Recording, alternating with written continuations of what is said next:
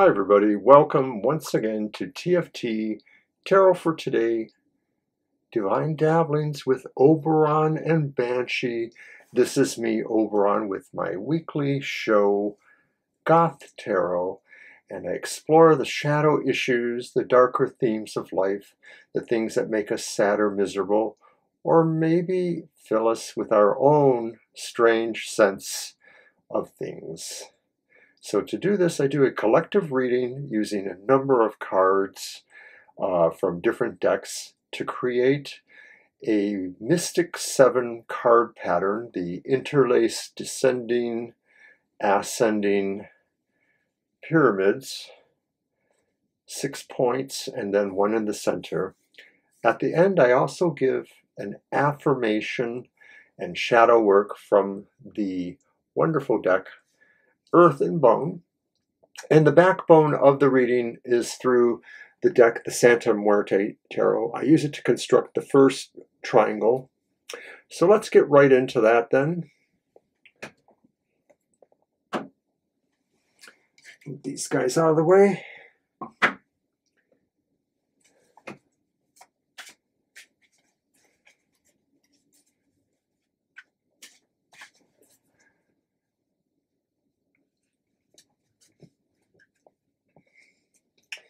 And the reading is constructed around the various darker themes that one can encounter. It's a weekly reading, so it's actually good for March 1st till 7th.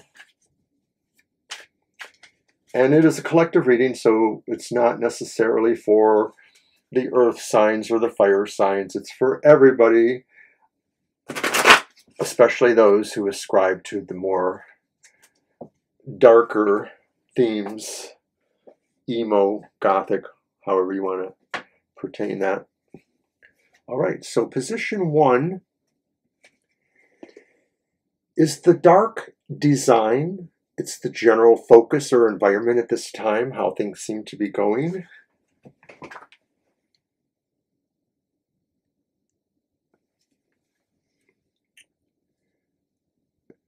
And it's judgment, Major Arcana 20, reversed. The environment right now around you seems to have a pall over it at some sense. There just seems to be a feeling of extreme disconnection with how you feel about spiritual or strong forces in your life. You don't feel close to spirituality at this time, or you feel there are situations that impede that sense of finding yourself spiritually. Okay, so the next card, position 2, is the dark drama, and it pertains to the influences around you from other people, other situations.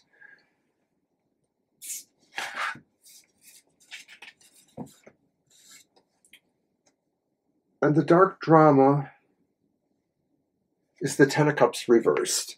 So that's not very cheerful either. But hey, we're Goths. What do we expect, right?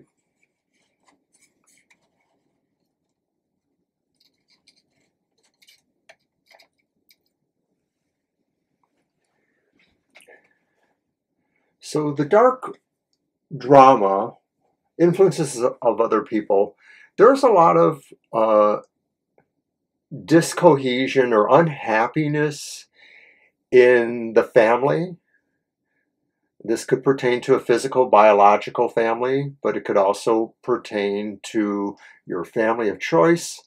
It could pertain to wherever you feel the foundation of love or happiness is in your life.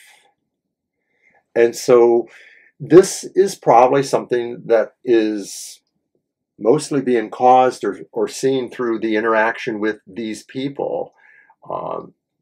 It could indicate there are people who are extremely unhappy with themselves or their lot in life or their feelings at this time. Or they could be, in fact, feeling this way about you. They're very unhappy. And then what is the dark destiny, the way that most likely moves us forward?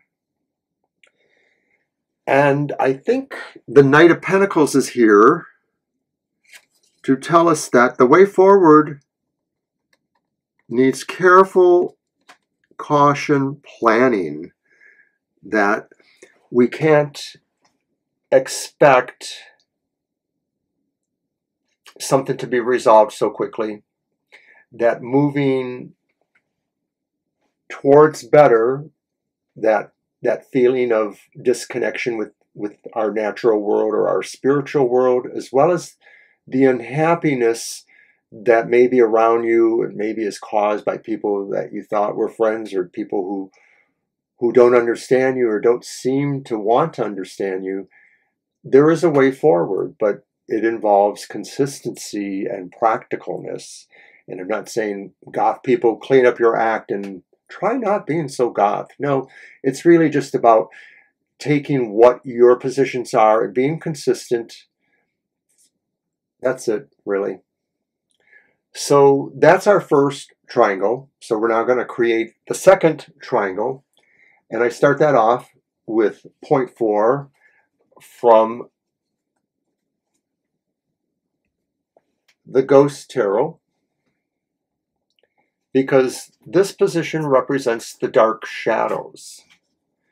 This position represents what you feel or could actually be haunting you. It may not be an actual entity of spiritual or demonic or whatever origin, but it is some sort of presence in your life, something that doesn't want to leave, because that's why it's haunting you. It's something that just really has you in a way. It may be the kind of thing that you always fall back on in thinking from a cautionary point of view, perhaps. So what are your dark shadows? What haunts you? What is haunting you?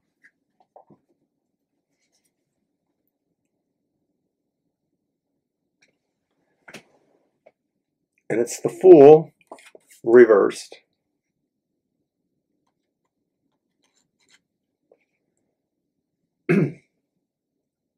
The Fool reversed.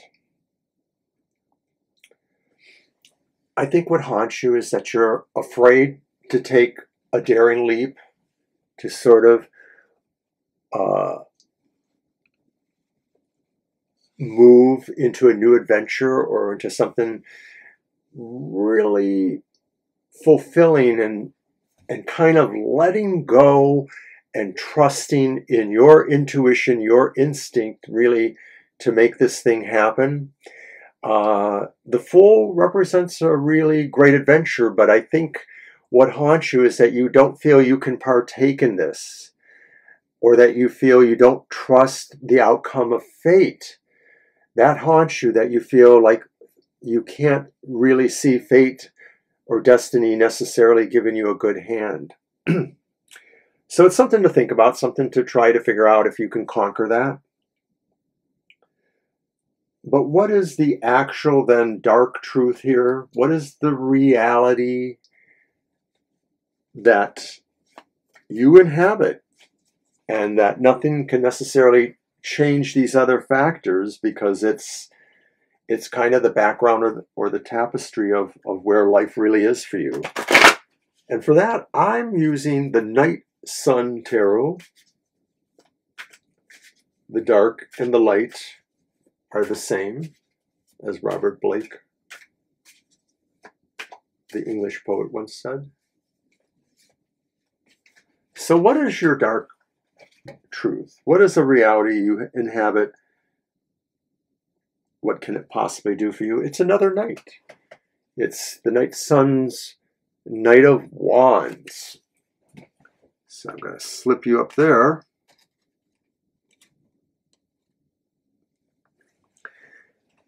And the Knight of Wands says the dark truth is you have a lot of fire, you have a lot of magnetism and charisma, and you need to just say, to hell with everything else that interferes or tries to interfere.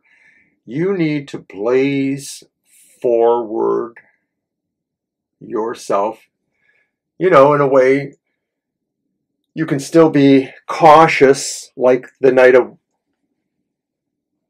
Pentacles is trying to say, but really this is saying you don't need the darkness that others have for you. You have your own, but you can shine your own light in pursuance of your goals, your truths, the things you wish to pursue, the people you wish to work with. Wands are also a card of enterprise. So I like that. And of course, that could only mean that maybe between these various different poles here, there is a dark twist. A sense of an unexpected thing that could happen, a destiny if you want to think of it, but not necessarily. Just something unexpected that could be the game changer, the thing that flips the script. So for the dark twist, I use the Black Tarot. It's very black and befitting its use in Goth Tarot. So let's see what this tarot says could be the unexpected change, bit of destiny that pulls the rug out, or whatever metaphor you wish to use.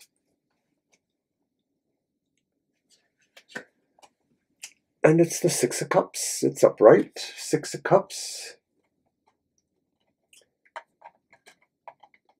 It's almost like maybe something else coming through from your past, your childhood even, really does flip the script or change that.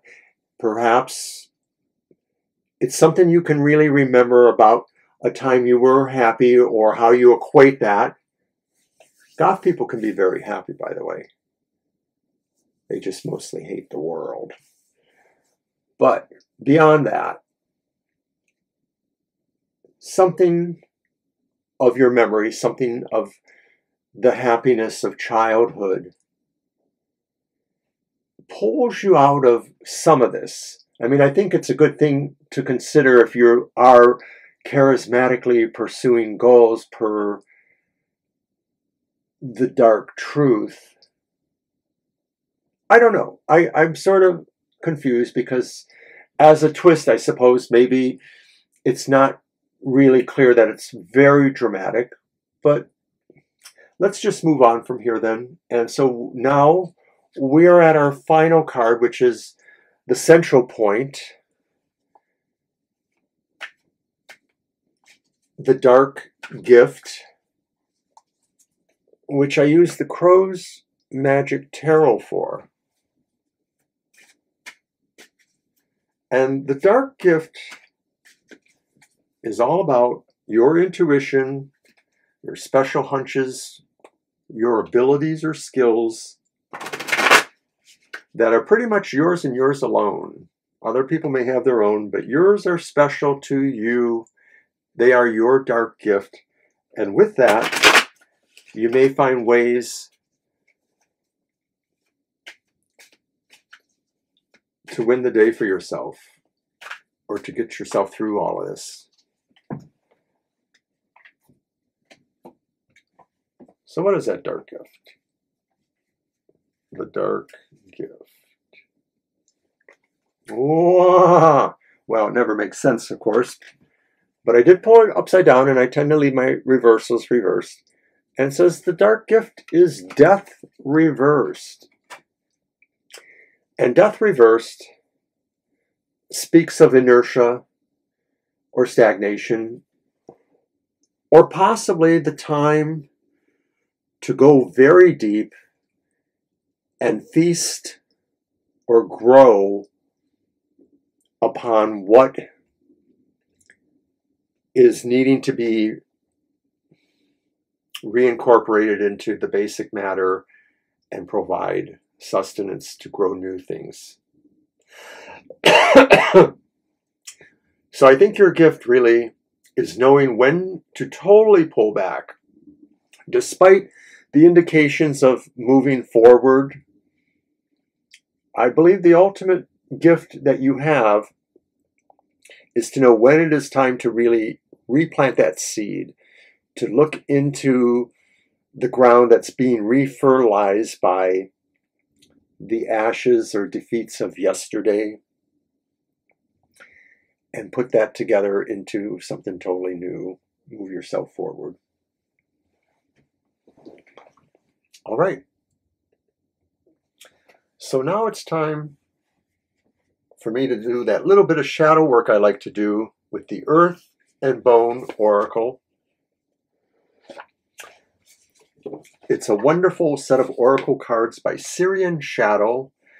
I believe it's self-published. It's really beautiful, beautiful booklet. I've reviewed it or did a flip through here before. I think it's a wonderful complement to the Santa Muerte Tarot that I use. But it's an oracle set, and at the end of it, it talks specifically with an affirmation. And you know, most of the time I've been using this, it's been over a month now. It really does fit well with the reading. So here goes nothing, everyone. Let's see what kind of shadow work we need to do this week.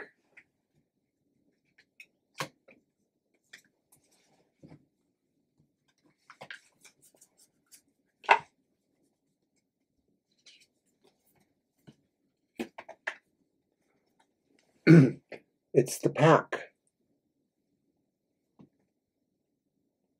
Inner work, community, deep connections, celebration, small tribe. Let's see, I'll put that there, I guess.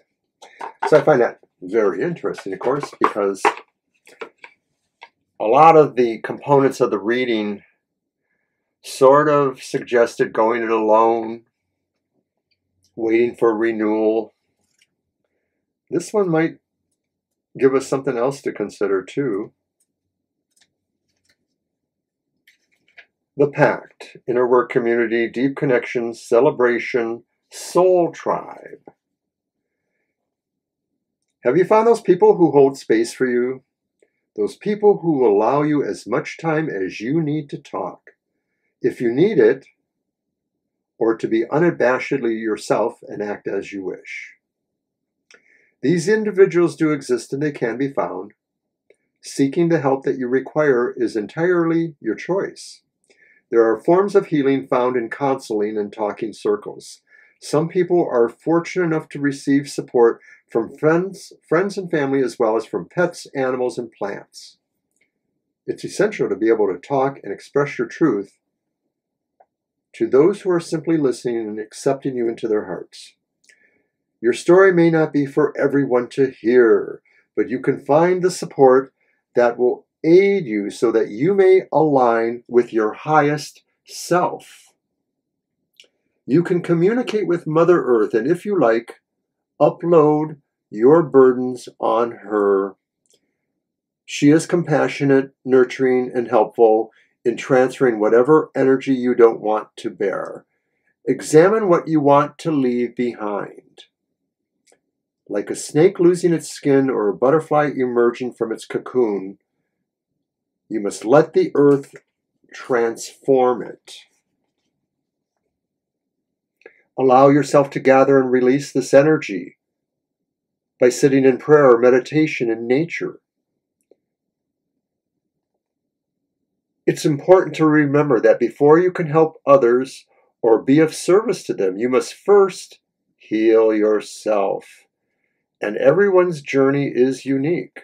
Making space for others to tell the truth helps the reciprocity of healing.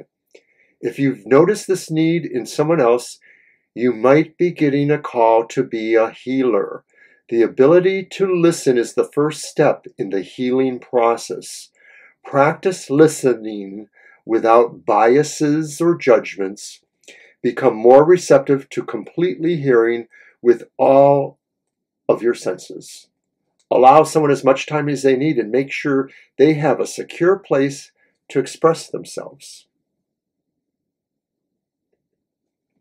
So here's our affirmation. My transformation is grounded in love.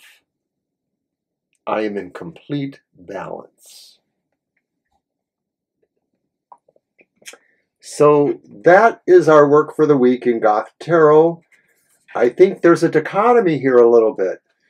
I feel that, there is maybe something that is separating some of us from our connections to our spirituality or to our community. I think that's played out well here. And maybe that's abetted by others who we have concerns about it in our family or our greater family. Maybe we need to connect with them rather than just to say, oh, you're right, I don't feel love for you anymore. I don't know what that is, really. It just sort of seems out of left field. But ultimately, we are moving towards something here,